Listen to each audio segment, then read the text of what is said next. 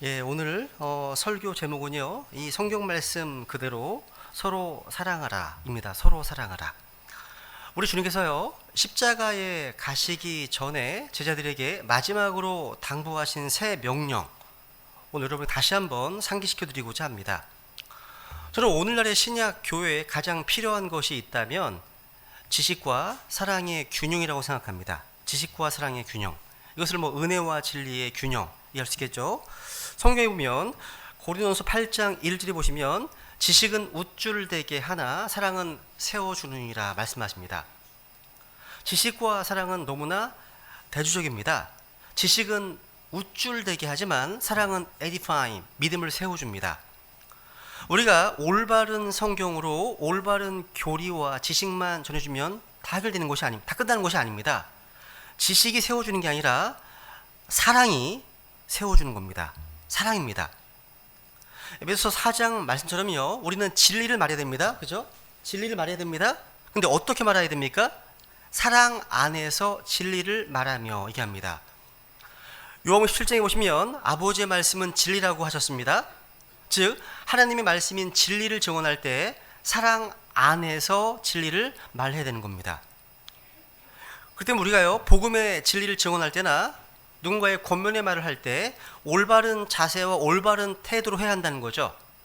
그렇지 않으면 아무리 바른 소리를 한다 하더라도 오히려 그 잘못된 태도 때문에 올바른 진리를 거부하는 역효과가 날 수도 있기 때문입니다. 그래서 우리는 사랑 안에서, 즉 올바른 정신과 올바른 태도를 가지고 겸손하게 진리를 전해야 하는 겁니다. 잠언 11장 1절에 보시면 같이 한번 읽어볼까요? 시작. 거짓된 저울은 주께 가증한 것이나 공정한 주는 그분께서 기뻐하시는 것이니라. 여기 보면 거짓된 저울, 밸런스입니다. 거짓된 균형은 주님께 가증하다고 말씀하시네요. 가증하다? 여러분은 사랑과 진리에 있어서 균형 잡힌 삶을 살고 계십니까?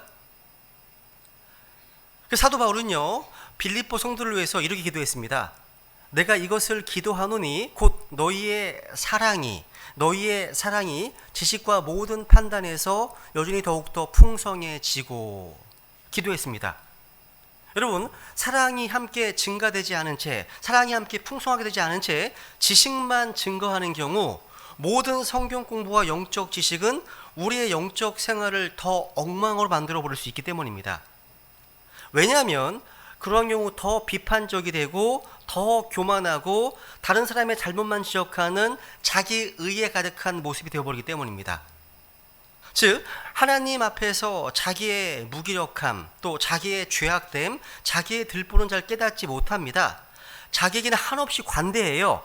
그런데 성경을 알아가면 알아갈수록 자신의 남편이나 자신의 아내나 자신이 몸담고 있는 이 교회, 또 다른 성도들에게 무엇이 잘못되었는지 척척 비판할 줄 알게 됩니다. 그러면서 자신이 행하는 잘못된 행동들을 정당화할 수 있는 구절들도 잘 찾아냅니다. 이것이 바로 아담의 타락한 본성 때문입니다. 우리가 올바른 성경적 지식을 소유했고 그동안 잘못 알아왔던 많은 것들을 새롭게 깨닫고 알아가는 희열을 맛보았지만 그것이 사랑과 결합된 지식이 아니라면 아무 유익이 없고 오히려 다른 사람들을 향해서 말씀의 그 예리한 검을 휘두르는 아주 위험한 상태가 될 수 있다는 거죠. 그 사도 바울이 이렇게 기도한 겁니다. 너희의 사랑이 지식과 더불어 더 풍성해지라고 기도한 겁니다. 이 기도 내용은요, 지식이 증가되도록 기도하는 것이 아닙니다. 오히려 지식에 상응하는 사랑의 증가에서 더욱더 풍성해지도록 기도하고 있는 겁니다. 그래서 우리는 극단으로 치우치지 않도록 항상 경계해야 됩니다. 여러분, 진리가 없는 사랑이 이단이라면 사랑이 없는 진리도 이단이라고 생각해야 됩니다. 교회 연합을 주장하는 사람들이 내세운 철학처럼요, 그들이 예수 그리스도를 사랑하기만 한다면 교리나 진리는 중요하지 않다라고 하는 에큐메니컬 운동은 이단입니다. 또한 진리를 말하는데 사랑을 상실한 채 올바르지 못한 나쁜 태도로 사람들에게 상처를 주었다면 그것도 이단이라고 생각해야 하지 않겠습니까? 우리 신약 교회들이 너무 교리와 영적 지식만 강조하다 보면 교회가 사랑을 잃어버린 아주 냉랭하고 차가운 교회가 될 수 있음을 기억하고 우리는 그 균형을 잃지 않도록 기도해야 됩니다. 우리는요, 여러분, 침례 기도에 냉철한 머리가 있어야 됩니다. 정확히 분별해야 되겠죠? 거기에다가 오순절 은사주의자들의 따뜻한 가슴도 가지고 있어야 되는 겁니다. 거기에다가 이단들의 발도 가지고 있어야 돼요. 발. 균형이 필요하죠. 여러분, 하나님의 사랑하면 제일 먼저 떠오르는 복음적 구절이 바로 요한복음 3장 16절일 겁니다. 그죠? 한번 읽어볼까요? 16절. 이 말씀은 모든 크리스천들이 마음에 항상 가지고 있는 말씀입니다. 그죠? 같이 읽겠습니다. 시작. 하나님께서 세상을 이처럼 사랑하사 자신의 독생자를 주셨으니 이것은 누구든지 그를 믿는 자는 멸망하지 않고 영존하는 생명을 얻게 하려 하심이라. 이 말씀의 주어가 누구죠? 다른 말로 얘기하면 구원의 주체가 누구십니까? 하나님이십니다. 하나님께서입니다. 그렇죠? 구원의 주체는 하나님이십니다. 그러면 구원의 대상은 누가 되죠? 세상이 되는 겁니다. 바로 세상에 속한 사람들이 되겠죠. 하지만 사람들이 구원의 주체와 대상을 바꿔버리면 타락이 찾아옵니다. 하나님께서 세상을 사랑하신 것이지 세상이 하나님을 사랑한 것이 결코 아닙니다. 또 보세요. 여기 보시면 구원의 높이, 구원의 깊이, 구원의 넓이, 크기가 어느 정도일까요? 이처럼입니다. 이처럼. 하나님이 세상을 이처럼 사랑하사. 이처럼입니다.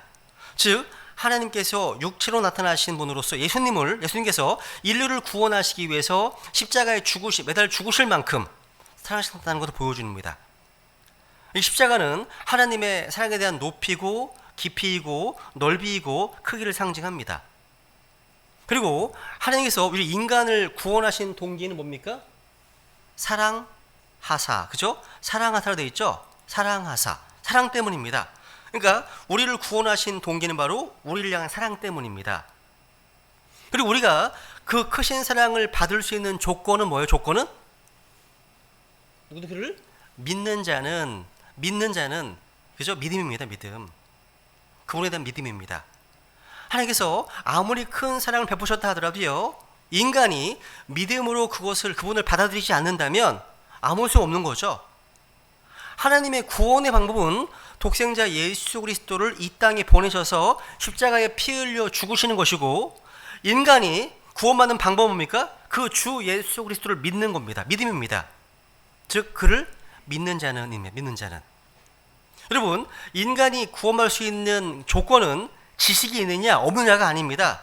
부자냐 가난한 자도 아닙니다. 오로지 예수 그리스도를 믿는 믿음을 가진 사람이냐, 여기 달려 있습니다. 사람은 단지 예수님에 대한 지적인 정보만을 가지고는 구원받을 수 없습니다. 반드시 의지적으로 예수님을 자신의 구원자와 주님으로 믿어야 구원받을 수 있습니다. 그죠? 그래서 여러분, 하나님 편에서 인간을 구원하시는 방법은요, 독생자 예수 그리스도를 이 땅에 보내셔서 우리 죄를 담당하시고 십자가의 희생 제물로 단번에 영원한 속죄, 영원한 구속을 이루시는 것입니다. 그에 대한 결과는 두 가지입니다. 소극적인 결과는 뭡니까? 멸망하지 않는 거예요. 멸망하지 않는 겁니다. 적극적인 결과는 뭡니까? 영존하는 생명을 얻게 되는 것입니다. 요약해드린 거예요. 이 내용들은요, 한 번에 하나씩 살펴볼 만큼 엄청난 주제입니다. 영국의 설교자였던 헨리 무어하우스가요, 시카고에 있는 무디교회에서 집회를 할 때 월요일부터 토요일까지 요한복음 3장 16절을 가지고서 설교했습니다. 계속 이 말씀 가지고요. 아마 한 주간도 모자라는지 모릅니다. 발원지에서 솟아나는 샘물처럼 이 말씀에 들어있는 하나님의 사랑은 아무리 퍼내도 마르지 않는다는 거죠. 이게 신앙의 기초입니다. 신앙의 기초예요. 우리는 신앙의 기초를 튼튼하게 잘 다져야 됩니다. 십자가는 죄를 범한 우리 인생을 향한 하나님의 사랑의 결정체입니다. 즉 하나님께서 세상을 이처럼 사랑하셔서 독생자 예수 그리스도를 보내셔서 우리를 위해서 죽으신 사랑의 결정체 말입니다. 그래서 교회 안에 이 십자가 사랑이 선명하게 각인되어 있어야 되는 겁니다. 십자가는 그냥 벽에 걸어놓고 마는 장식품이 아니에요. 우리 마음에 새겨야 되는 아주 기본 중의 기본입니다. 한번 고린도서 1장 17, 18절 읽겠습니다. 시작. 그리스도께서 침례를 주라고 나를 보내지 아니하시고 복음을 선포하라고 보내셨거니와 이 일을 말의 지혜로 하지 무효가 되지 않게 하려 함이라. 십자가를 선포함이 멸망하는 자들에게는 어리석은 것이로되 구원받은 우리에게는 하나님의 권능이니라. 아멘. 여러분, 신앙생활의 출발점, 진짜 출발점 언제부터입니까? 교회에 출석하는 날이 아닙니다. 우리가 침례를 받은 날도 아닙니다. 신앙생활의 진정한 출발은 예수 그리스도의 십자가 사랑을 깨닫고 그분을 자신의 구주로 영접하고 거듭난 날부터입니다. 거듭나는 것, 다시 태어나는 것, 이것은 지극히 개인적인 사건이고 경험이죠. 누가 대신해 줄 수 있는 것이 아닙니다. 그죠? 부모님이 그리스도인이기 때문에 자녀가 자동적으로 그리스도인인 법은 없습니다. 부모가 신앙생활을 잘 하신다 하더라도요, 그 자녀가 구원받으려면 그 자녀가 개인적으로 예수 그리스도를 믿는다는 신앙적 결단을 반드시 해야 되는 겁니다. 그래서 여러분, D.L. 무디 목사님이 그런 말씀하셨죠, 그죠? 유명한 얘기했습니다. 하나님에게는 손자가 없습니다. 맞습니다, 여러분요. 하나님에게는 자녀들만 있습니다. 우리 가운데 아무도 하나님 할아버지라고 부르는 사람은 없어요. 그죠? 하나님 아버지이죠. 그러니까 우리는 모두가 다 개인적으로 하나님의 은혜의 복음을 통해서 믿음으로만 주님의 자녀가 될 수 있습니다. 그죠? 그러니까 우리 각각 개개인이 구원을 받으려면 예수 그리스도의 십자가의 피를 의지하고 그분께 자신을 의탁하는 의지적인 결단을 내려야 한다는 말입니다.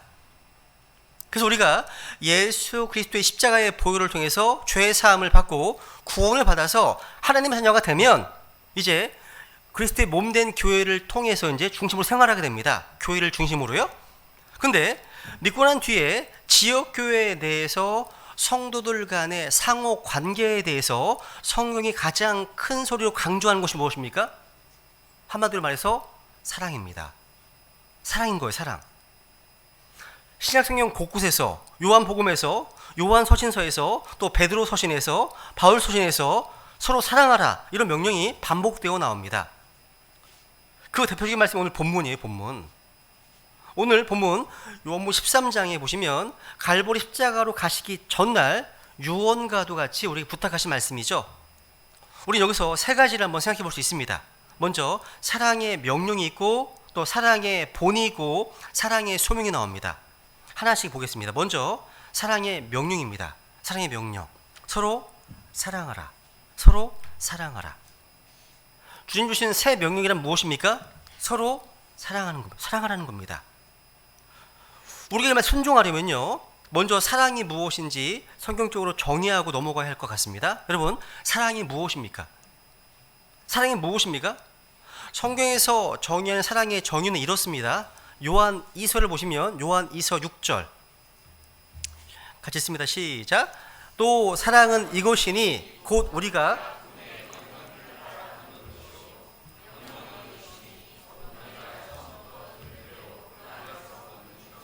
사랑은 이것이니 곧 우리가 그분의 명령들을 따라 걷는 것이요 라고 되어 있네요. 야, 사랑이란 우리가 그분의 명령들을 따라 걷는 것입니다. 그죠? 또 사랑은요, 하나님께 속한 성품입니다. 사랑하는 자들아, 우리가 서로 사랑하자. 사랑은 하나님께 속한 것인즉 사랑하는 자마다 하나님에게서 나서 하나님을 알고. 그러므로 여러분, 하나님의 명령대로 걷지 않는다면 사랑하는 것이 아닙니다. 그리고 하나님에게서 나지 않은 사람이라면, 구원받지 않은 사람이라면 진정한 사랑을 할 수가 없습니다. 그 사랑을 알 수도 없고요. 이것이 오늘날 사람들이 내리는 사랑의 정의와는 너무 다르지 않습니까? 사랑에 대한 성경적 정의는 하나님의 명령을 따라 걷는 겁니다. 제 얘기가 아니에요. 그러니까 사람들이 정의하는 사랑과 하나님이 말씀하신 사랑의 정의가 너무나 달라서요, 오늘날 그리스도인들조차도 이 개념이 불분명한 경우가 허다합니다. 흔히 이제 뭐 그리스어의 어휘를 사용해서 뭐 아가페, 뭐 에로스, 뭐 필리아, 스트로게 이렇게 분류하기도 합니다. 근데 이것은 성경적인 분류 방법이 아닙니다. 우리 받아들이지 않습니다. 성경에서 구분하는 것은 하나밖에 없어요. 사랑을 두 가지로 번역하는데 체러티냐, 러브냐. 성경에 두 개가 다 사랑입니다. 이렇게 구분하지 앞에 거로 구분하지 않습니다. 같이 다 러브나 체러티로 다 번역해 놨습니다. 그죠? 두 가지입니다. 여러분, 체러티는 뭐예요? 체러티. 구원받은 크리스찬들 간의 형제 사랑을 할 때는 체러티입니다. 이 체러티예요. 러브는 뭐 러브.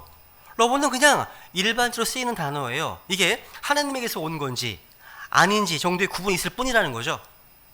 여러분, 하나님께 속한 사랑은요, 우리가 예수 그리스도를 믿을 때 성령님을 통해서 우리 안에 부어주신 사랑입니다. 오늘날 사랑, 사랑, 사랑 이런 말은 넘쳐나고 있는데 명확한 정의가 없는 시대입니다. 드라마나 영화에 나오는 내용들을 보면 뭔가 사랑으로 미화하고 있는데 그건 사랑이 아니라 간음일 때가 많아요. 음행일 때가 많습니다. 오늘날 세상은 정말 사랑을 외칩니다. 노래 가사에서 또 드라마에서 영화에서 미술을 통해서 음악을 통해서 전 분야의 주제는 사랑입니다. 근데 세상이 말하는 사랑의 개념은 너무나 변질되어 버려서 그게 사랑인지 아니면 육체적 러스트, 정욕인지 쾌락인지 향락인지 구분이 가지 않습니다.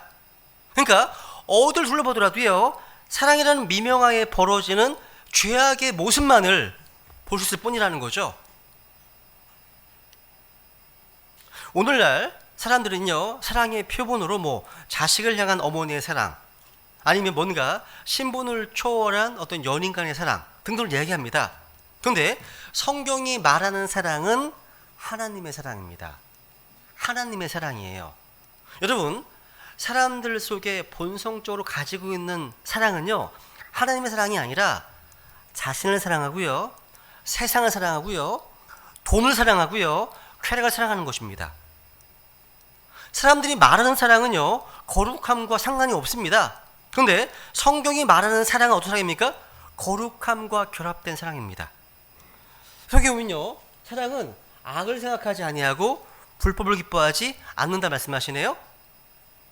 또 사람들이 생각하는 사랑은 어떤 사랑입니까? 진리와 상관이 없어요. 그런데 성경이 말하는 사랑은요, 진리의 사랑을 받아서 그 진리의 바탕 위에서만 가능한 사랑입니다. 그 사랑이에요.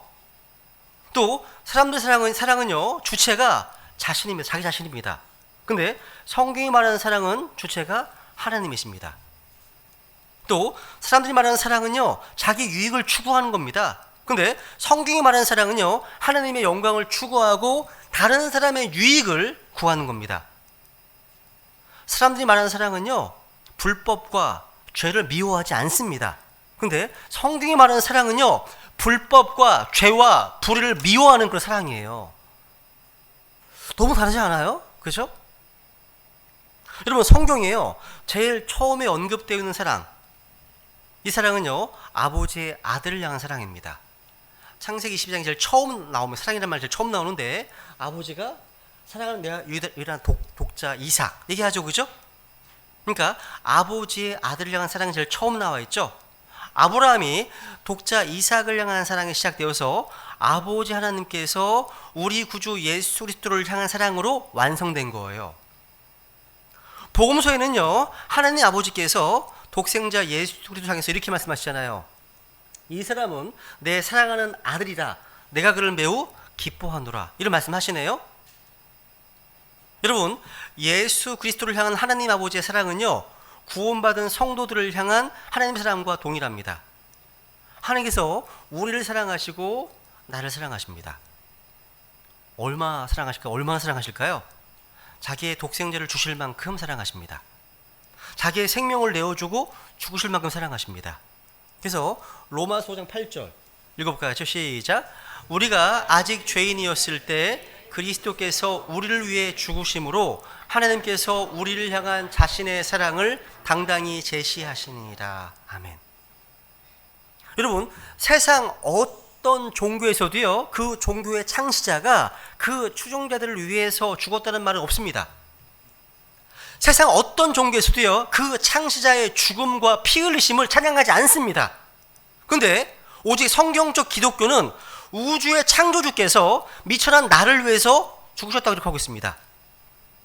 하늘 아래 이보다 더 고귀한 사랑은 없습니다.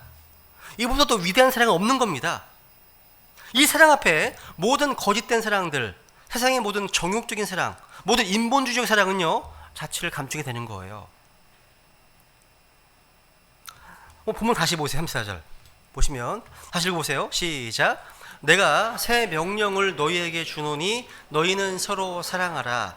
내가 너희를 사랑한 것 같이 너희도 서로 사랑하라. 야, 서로 사랑하라. 서로 사랑하라. 말씀하시네요. 여러분, 사랑이요, 명령이라는 사실을 알고 계십니까?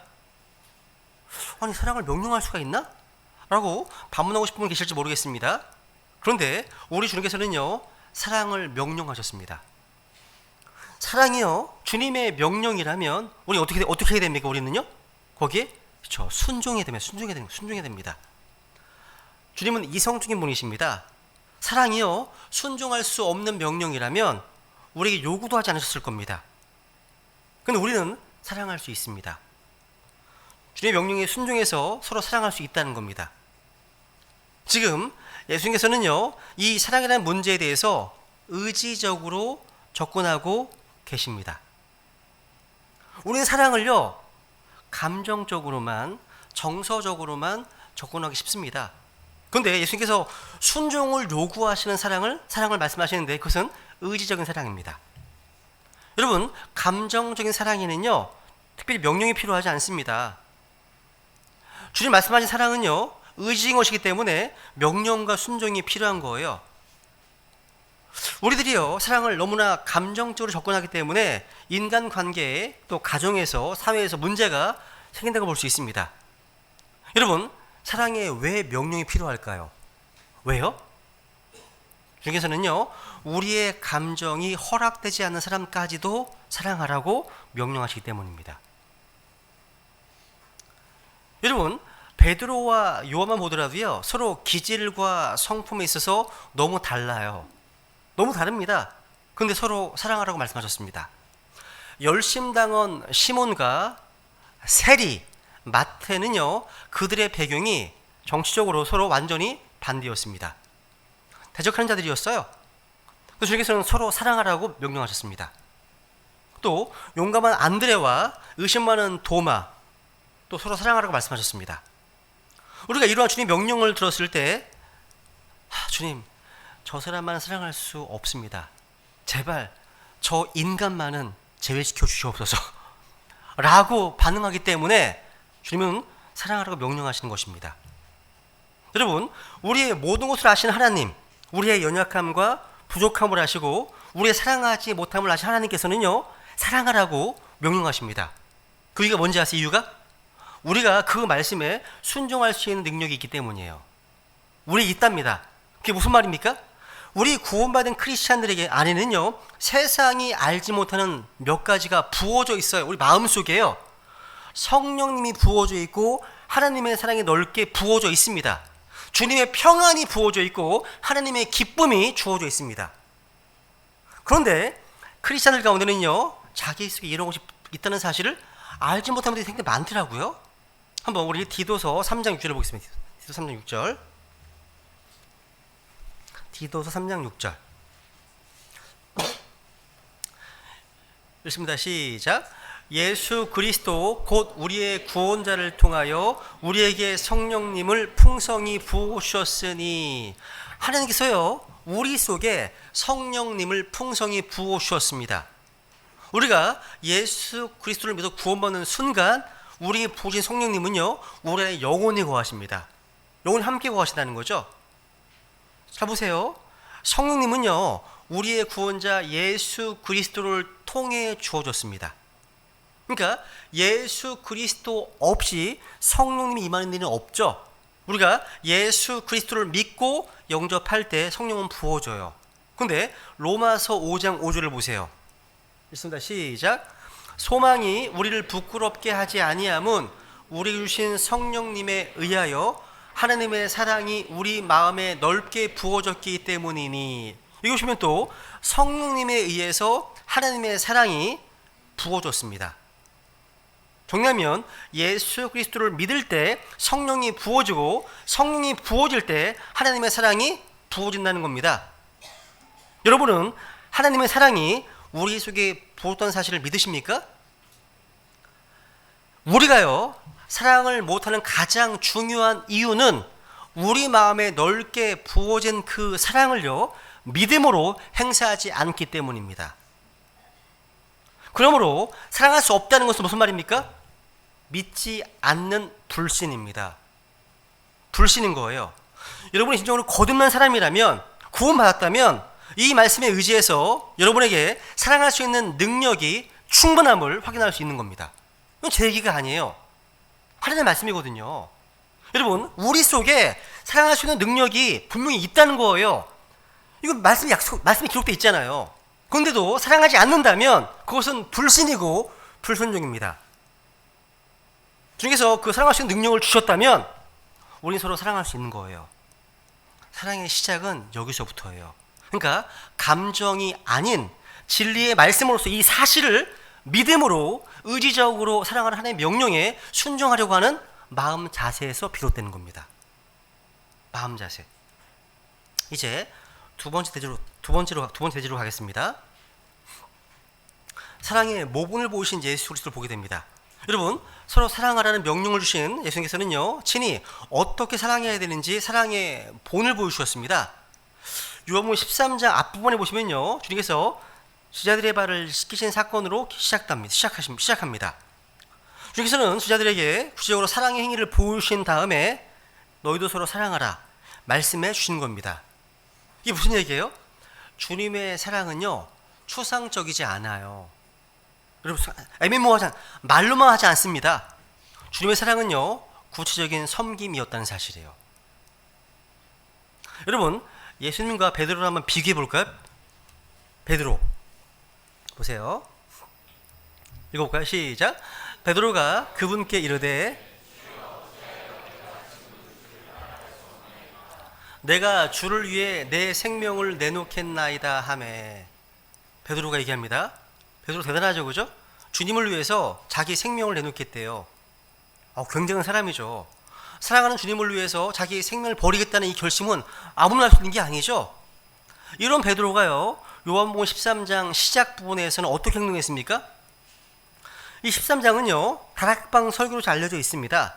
즉, 다락방을 배경으로 해서 벌어진 사건이거든요. 이 다락방은요, 주님께서 제자들과 함께 마지막으로 만찬을 드시기 위해서 빌린 장소입니다. 이스라엘에서는요, 어떤 집을 방문했을 때 발을 씻겨주는 관습이 있었습니다. 유대 지방은요, 특별히 사막 지역이기 때문에 샌들을 신고 다닙니다. 하루 종일 이제 사막을 걷다 보면 발이 무척 더러워집니다. 그래서 손님을 맞이하게 되면 제일 먼저 하는 일이 뭡니까? 손님의 발을 씻기는 일입니다. 그것은 주로 종들이 하는 일이었습니다. 집집마다 현관에요, 물동이와 대야가 준비되어 있었습니다. 지금 모이는 이 다락방에는요, 빌린 장소이기 때문에 집주인이 없습니다. 근데 이 다락방에도 대야가 있었습니다. 물동이가 있었습니다. 수건도 준비되어 있었습니다. 근데 아무도 그 자리에서 일어나서 발을 씻길 생각을 하지 않았습니다. 우리 주님의 발을 닦아드릴 제자가 한 사람도 없었다는 사실이에요. 상상해 보세요. 그렇다면 베드로가요, 나중에 내가 주님을 위해서 내 목숨을 버리겠다 라고 한 말이 좀 어울리나요? 좀 허망한 말 같지 않으세요? 그죠? 예수님과 12제자는요, 발이 더러운 채로 식사를 하기 시작했습니다. 식사가 한참 진행되고 있는 가운데 주님이 마침내 일어서십니다. 여기 읽어볼게요. 같이 시작. 예수님께서는 아버지께서 모든 것을 자기 손에 맡기신 것과 또 자기가 하나님으로부터 왔다가 하나님께로 갈 것을 아시고 저녁 식사 자리에서 일어나 겉옷을 벗고 수건을 가져다가 몸에 두르시며 그 뒤에 대야에 물을 부어 제자들의 발을 씻으시고 몸에 두른 수건으로 닦기 시작하시니라. 여러분, 아무도 발을 씻을 생각을 하지 않은 것은요, 그 일이 종이 하는 일이기 때문이었을 겁니다. 발 씻을 물도 있고 대야도 있고 수건도 있었습니다. 없는 것은 종이었어요. 근데 그 종의 자리를 누가 장원하셨습니까? 제자들은 아무도 움직이지 않았습니다. 주님께서 일어나셨습니다. 예수님은 종으로 이 땅에 오셨습니다. 하늘과 땅의 모든 권세와 영광을 받기 합당하신 주님께서 종의 모습이 되셨다는 사실이에요. 주님 말씀하시잖아요. 그죠? 내가 온 목적이 사람의 섬김을 받으러 오지 않고 도리어 섬기기에 왔다. 말씀하셨잖아요. 이 주님께서 마침내 식사에 일어나시는 겁니다. 수건을 두르시고 제자들의 발을 씻기 시작하시는 겁니다. 이게 지금도 마찬가지예요. 여러분, 우리가요, 추상적인 고백은 얼마든지 쉽게 할 수 있어요. 믿음 얘기 많이 할 수 있고 사랑 얘기 많이 할 수 있고 소망 얘기 많이 할 수 있습니다. 근데 여기에 그치면 안 돼요. 믿음의 행위로 나가야 되고 사랑의 수고로 나가야 되고 소망의 인내로 나가야 되는 거예요. 그죠? 구체적인 섬김의 자리, 구체적인 삶의 자리에서 다른 세대의 발을 씻겨주는 그런 사랑의 실천, 이게 말처럼 쉽게 할 수 있는 것은 아닙니다. 여러분, 신앙생활을 잘한다는 것, 영적으로 성장한다는 표식이 뭘까요? 그건 뭐냐면 아무런 대가 없이 희생하고 이유 없이 헌신하는 것으로 드러납니다. 가정에서, 직장에서 먼저 섬기고 먼저 헌신하는 겁니다. 그러니까 자신의 삶에서 십자가 그 사랑의 정신이 흐르게 하는 거예요. 제가 지금까지요, 뼈 아프게 얻은 교훈이 하나 있어요. 그게 뭐냐면 사람은요, 하나님의 특별한 은혜가 아니면 잘 바뀌지 않는다는 거예요. 잘 안 바뀌어요. 그러니까 뭔가 고쳐서 되는 존재가 아니더라고요. 그래서 여러분, 가정이 행복해지기 위해서는요, 상대방을 뭔가 가르치고 교정하려고 해서는 안 됩니다. 여러분, 배우자가 치약을 중간부터 짜면 그 사람 바꾸려고 하지 마세요. 여러분도 그 가운데서 짜세요. 그럼 돼요. 같이 가운데서 짜면 돼요. 그러니까 가정이 평화롭기 위해서는요, 쓸데없는 잔소리 대신에 낮은 데로 내려가서 먼저 이해하고 솔선수범하고 격려해야 하는 겁니다. 사람은 쉽게 변하는 존재가 아니에요. 특히 우리 새치, 혀로 바꿀 수 있는 존재가 아니더라고요. 그죠? 내가 먼저 낮은 곳으로 내려가서 내가 먼저 섬기고 헌신할 때, 즉 그리스도의 십자가가 내 안에서 실천될 때, 그때 가정이 변화되고 관계가 회복되는 겁니다. 안 바뀌어요, 잘. 한번 얘기해 보세요, 옆 사람에게. 잘 안 바뀌시죠? 잘 안 바뀌시잖아요. 예? 그렇죠? 여기 오늘 이제 본문에 보시면요, 베드로가 얘기하잖아요. 내가 주님을 위해서 내 생명을 버리겠다. 이런 고백을 하면서도 막상 자기에게 주어진 섬김과 봉사의 책무는 태만히 베드로와 제자들을 위해서 주님께서 직접 종의 모습을 보이신 셈입니다. 이게 사랑의 본입니다. 사랑의 본이죠. 내가 너희를 사랑한 것 같이, 그죠? 내가 너희를 사랑한 것 같이 말씀하시잖아요. 이것이 바로 사랑의 본보기라는 거죠. 그럼 이제 세 번째, 여기 또 사랑의 소명을 발견하게 됩니다. 같이 한번 읽어볼까요? 시작. 너희가 서로 사랑하면 이로써 모든 사람이 너희가 내 제자인 줄 알리라 하시니라. 그래서 서로 사랑하라고 명령하셨습니다. 그리고 친히 사랑의 본이 되셔서 어떻게 사랑해야 되는지 보여주셨습니다. 그리고 이제 왜 사랑해야 하는지 지금 그 부르심을 발견하게 됩니다. 너희가 서로 사랑하면 모든 사람이 너희가 내 제자인 줄 알리라 하시니라. 예수님 당시에 바리새인들은요, 율법을 철저하게 지키고 외형적으로 율법을 지키는, 보존하는 것으로 자신들이 바리새인 것을 나타냈습니다. 또 이 당시에 열심당원들은요, 절제와 금욕 생활을 실천하면서 자신들이 에세나페제인 것을 또 드러냈습니다. 자랑했습니다.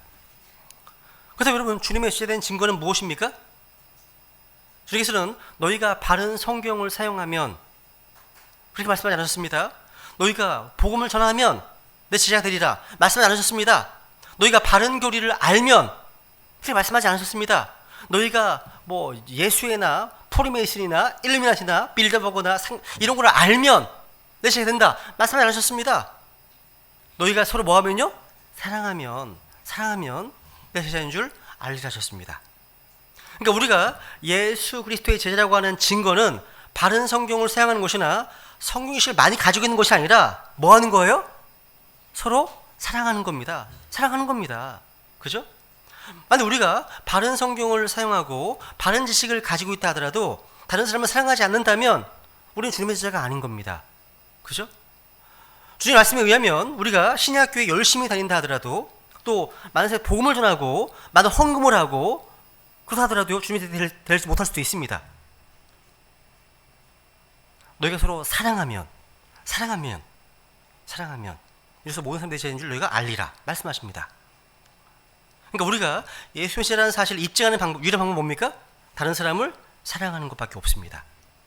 그러니까 서로 사랑하는 것보다 주님을 강하게 증언하는 그런 일이 없습니다. 세상에 우리가 어떤 사람이고 누구의 제자인지 알고 싶다면 서로 사랑하면 되는 거예요. 그죠?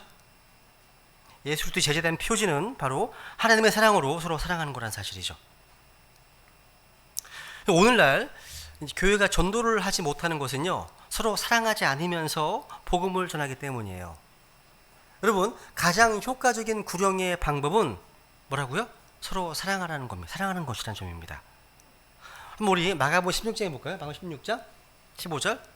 가장 위대한 어떤 사명이죠. 지상 명령이죠. 그죠? 읽어볼게요. 시작. 그분께서 그들에게 이르시되 너희는 온 세상에 가서 모든 창조물에게 복음을 선포하라. 그죠? 가장 위대한 사명입니다. 우리 이 말씀을 흔히 지상 명령이라고 말합니다. 달리 말하면 가장 위대한 사명으로 온 세상에서 모든 창조물의 복음을 전하는 거죠. 그리고 가장 위대한 명령은 주 하나님을 사랑하는 겁니다. 읽어볼까요? 시작. 예수님께서 그에게 이르시되 너는 내 마음을 다하고 혼을 다하고 생각을 다하여 주 내 하나님을 사랑하라. 이것이 첫째가는 큰 명령이요 둘째 명령은 그것과 같은 것으로서 너는 내 이웃을 내 자신과 같이 사랑하라 이라. 자, 여러분, 가장 위대한 명령과 가장 위대한 사명은요, 불가분의 관계가 있어요. 이건 분리해서 생각할 수가 없습니다. 가장 위대한 명령에 대한 순종이 없이는 가장 위대한 사명은 수행될 수가 없는 겁니다. 참으로 이 사랑의 명령에 대한 진정한 순종이 없이는요, 나가서 우리 이 사랑의 복음을 증언할 수가 없기 때문입니다. 오늘날 이 두 가지 가운데 가장 위대한 대사명은 자주 강조되지만 때때로 가장 위대한 명령, 이 사랑의 명령은 망각되기 쉽다는 거죠. 그죠? 오늘날의 기독교가 복음의 능력을 발휘하지 못한 근본 원인은 주님께서 가르치신 그 사랑을 실천하지 못한 데 있다는 거죠. 그러니까 교회가 없어가 아니라 사랑이 없어서라는 겁니다. 미국의 어떤 목사님께서요, 이런 말을 하셨어요. 사탄이요, 오늘날의 기독교를 공격하기 위해서 만들어낸 가장 놀라운 하나의 사건이 있다. 그것은 유사 기독교를 만드는 것이다. 이렇게 얘기했습니다. 이단을 말하는 겁니다. 여러분도 한번 이단 종파에 물든 사람과 논쟁해 본 경험이 있을 줄 압니다. 사람들이요, 이단에 빠지는 이유가 어디 있는지 아세요? 교리에 미혹돼서 넘어가는 경우는 많지 않대요. 통계적으로. 이단에 빠지는 사람들은요, 주로 사랑을 받지 못해서 외로움 가운데 고통받는 사람들이랍니다. 이단에 가면 사랑이 있대요. 사랑이 있어요. 그 사랑이 정상적인 사랑이 아닐 수 있어요.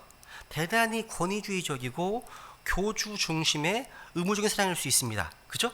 맹목적이거나 심지어 대단히 부도덕한 사랑일 수 모릅니다. 근데 어쨌든 이단 종파에 가면 끈질기게 보살피고 돌보는 어떤 사랑이 있어요. 매일매일 뭐가 돌아가요. 매일매일 뭐가 돌아가. 이단에 보면요. 그죠? 사람들 그 사랑에 끌리는 거라는 겁니다. 사탄이요, 사람들을 진짜 기독교에서 빼내기 위해서 시도한 놀라운 시도의 하나가 뭡니까? 사랑의 모임을 형성한 거예요. 그 사랑이 성경에서 말하는 그 사랑이 아니랄지도 말이죠. 오늘날 교회가 진정한 능력을 발휘하지 못한 이유가 어디에 있습니까? 복음 전도에 열심히 하는 것은 참 훌륭한 일입니다. 하지만 전도만 가지고 복음하는 게 아니라 역부족이에요. 진정한 사랑이 함께하지 않는다면 애써 전도한다 하더라도 열매가 적다는 거죠. 그러니까 사랑이 전도 열매를 맺게 한다는 겁니다. 여기에 진정한 사랑의 이유와 소명이 있는 거예요. 여러분, 유명한 선교사 데이빗 리빙스턴이라는 분이 있어요. 이분의 이제 자서전에 보시면 그런 얘기 나와요. 이분이 이제 돌아가신 이후에요, 아프리카 대륙을 방문하게 된 설교자 헨리 드러먼드가 이런 얘기를 합니다. 자기만 아는 아프리카 대륙의 원주민들, 특히 리빙스턴을 가까이 했던 사람들에게 리빙스턴의 평소의 인생을 물었답니다. 근데 여러 사람들의 입술에서 한 가지 일치된 대답이 나왔답니다. 공통되게 나온 게 있습니다. 그게 뭐냐? 데이빗 리빙스턴은요, 우리를 사랑했습니다. 그거였어요. 사랑했다는 거예요. 이것이 데이빗 리빙스턴이 검은 대륙을 복음할 수 있었던 비밀이었다는 사실입니다. 여러분, 이 위대한 말씀을 기록한 사도 요한은요, 요한복음이나 요한 1서, 2서, 3서를 기록했습니다. 거기 보시면 줄곧 사랑을 강조해요. 요한에서 가장 자주 나오는 표현 중에 하나가 뭡니까? 서로 사랑하자 하잖아요. 사랑하자. 사도 요한은요, 한평생 서로 사랑하라 이렇게 외친 셈입니다. 사도 요한이요, AD 96년경 반모셈의 귀향에서 이제 풀려나서 얼마 있다가 에베소로 돌아갑니다. 요한은 90세 이상 살았다고 전해집니다. 요한이요, 나이가 많아서 기력이 쇠해지자 요한을 존경했던 지자들이요, 그를 들것에 메고 의자에 앉게 한 다음에 설교를 해달라고 했답니다. 그러면 사도 요한은요, 항상 같은 내용의 설교를 했다고 해요. 요한에서 보면 하나님의 사랑이신 것과 사랑의 교제에 대해서 쓰여 있습니다. 그러니까 요한의 메시지는 항상 늘 사랑이었답니다. 그래서 한 번은요, 어떤 제자가 요한이 설교하러 이제 올라왔을 때, 선생님, 그 메시지 말고 다른 메시지는 없습니까? 라고 물었습니다. 근데 사도 요한이 이렇게 대답했다고 하잖아요. 내가 다시 말하노니 어린 자녀들아, 서로 사랑하라. 이렇게 소개했다는 거예요. 여러분, 베데신교회 성도 여러분, 우리도 서로 사랑하지 않겠습니까? 따라해보세요. 서로 사랑하라. 같이 기도하겠습니다. 우리